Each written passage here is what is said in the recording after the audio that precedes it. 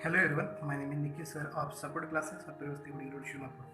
We have started 9th chapter in science of class 9 NCERT, that is force and laws of motion.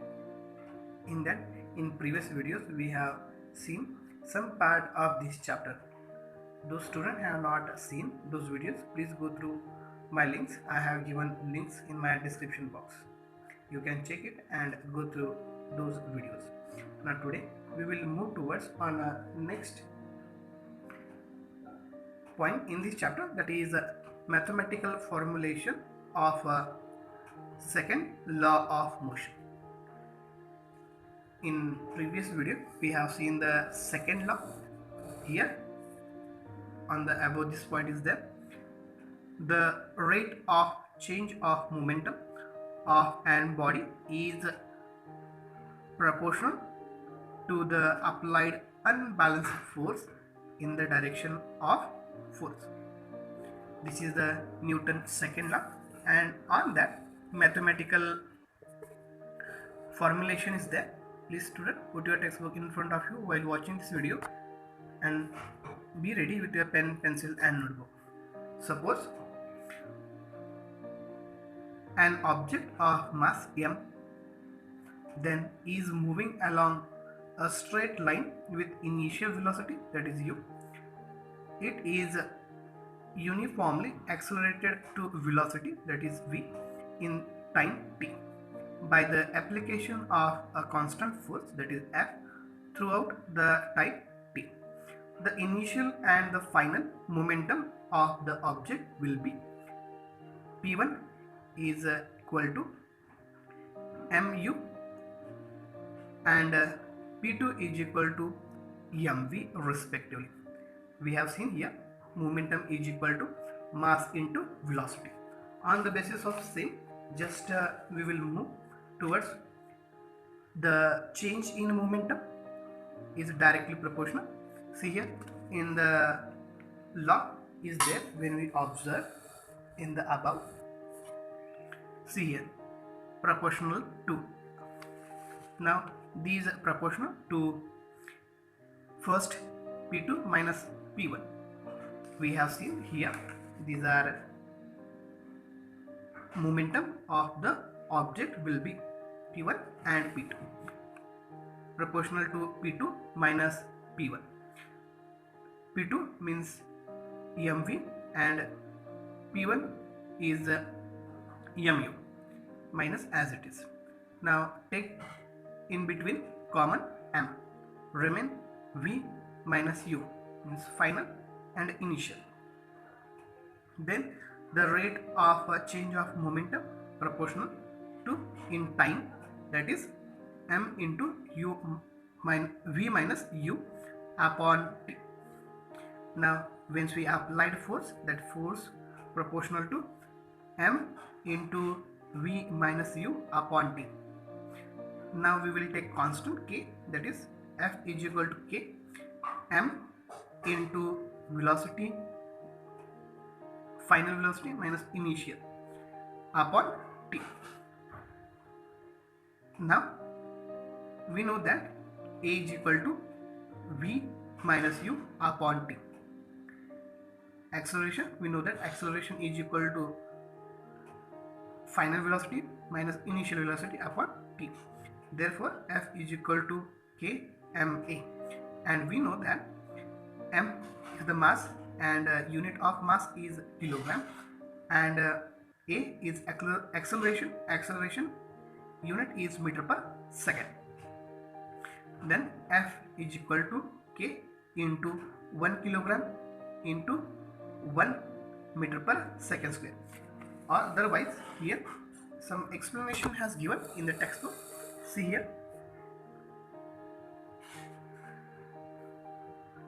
here a is equal to u v minus u upon t is the acceleration, which is the rate of change of velocity. The quantity k is a constant, I have told you that. For proportionality, the SI unit of mass and accelerations are kilogram and meter per second square respectively. The unit of force is so chosen the value of the constant k becomes 1. For this, 1 unit of force is defined as the amount that produces an acceleration of 1 meter per second square in an object of 1 kilogram mass. Here, for this means whatever we have seen here, for this 1 unit of force is defined as the amount that produces an acceleration of 1 meter per second square in an object of 1 kilogram mass. That is k is equal to, sorry, here meter per second square is there, that is F is equal to k into 1 kilogram into 1 meter per second square. Now F is equal to, we know that MA, value of k is 1. It means F is equal to MA. This is the here, that is 9.4. Here 9.4 becomes F is equal to MA. The unit of force is kilogram meter per second square or Newton. The unit of force kilogram meter per second square or Newton, which has the symbol N. The second law of, now we will move towards on next.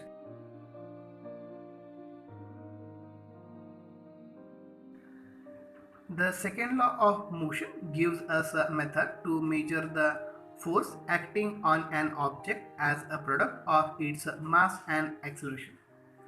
The Newton's second law of motion gives us method to measure the force acting on an object as the product of its mass and acceleration. Now we will see some examples, those based on Newton's second law of motion. The second law of motion is often seen in action in our everyday life. Have you noticed that while catching a fast moving cricket ball, a fielder in the ground gradually pulls his hand backwards with the moving ball? Yes, he will take his hand backwards. In doing so, the fielder increases the time during which the high velocity of the moving ball decreases to 0.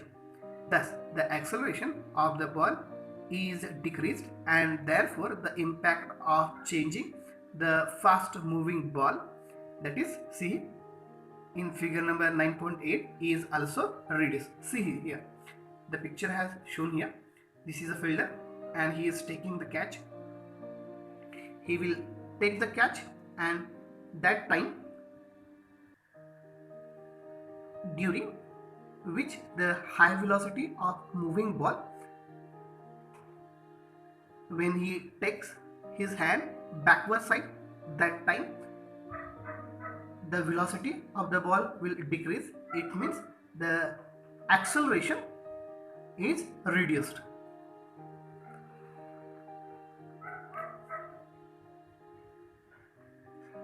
If the ball is stopped suddenly, then its high velocity decreases to 0 in very short interval of time. Suppose he has not taken his hand backside, what will be happen? The impact of that sudden stop of the ball, then its high velocity decreases to 0 in very short interval of time. Thus, the rate of change of momentum of the ball will be large. The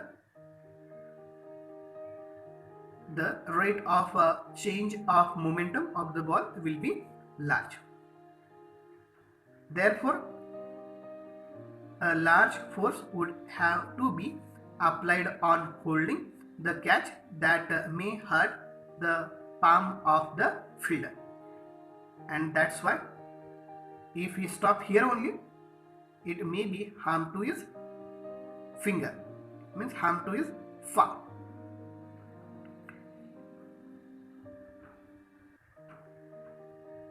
Of the fielder.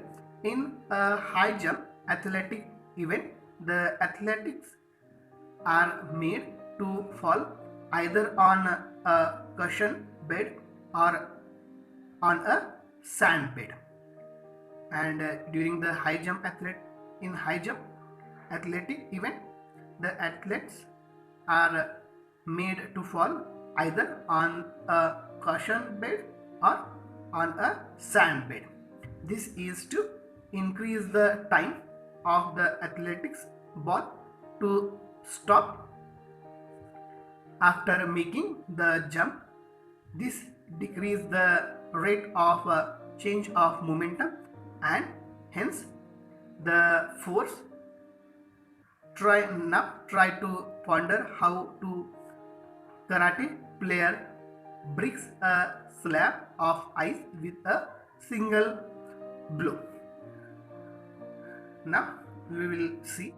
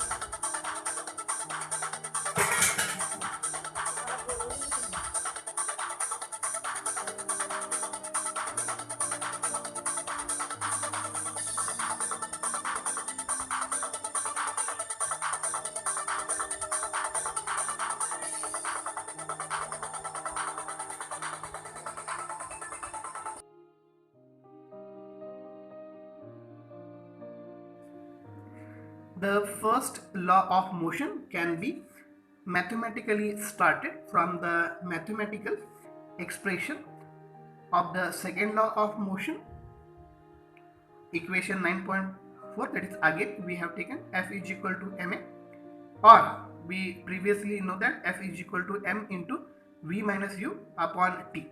Now we will take t in this side, means left hand side, that Ft is equal to mv minus mu. That is when force is 0, v is equal to u for whatever time t is taken. This means that the object will continue moving with uniform velocity, that is u, throughout the time t. If u is 0, then v will also become 0. That is, the object will remain at rest. I hope you understood it better. If any queries there, please student, ask your queries, we will clarify. Please subscribe my channel and show your thumb, and tell your relatives, your friends, your neighbors to subscribe the channel and show the thumb. Thank you.